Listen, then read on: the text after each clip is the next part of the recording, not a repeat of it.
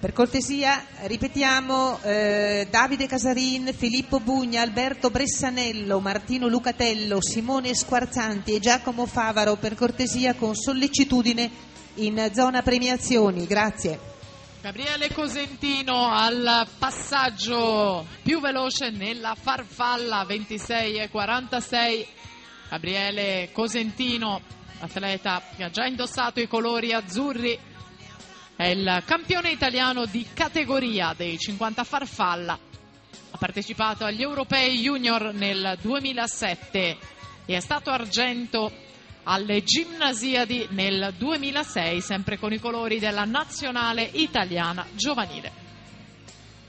Dal dorso si passa alla rana con Gabriele Cosentino ancora in vantaggio, 58-29, Davide Alberton che insegue, poi c'è Antonio Campisi. Enrico Brugnera in quarta posizione, per Brugnera il bronzo nei 400 misti ai campionati italiani giovanili.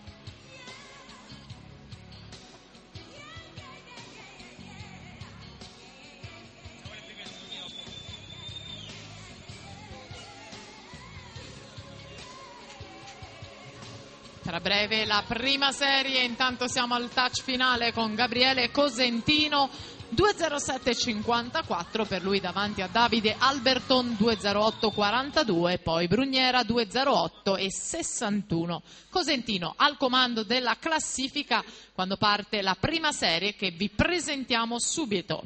In corsia 1 Nicolas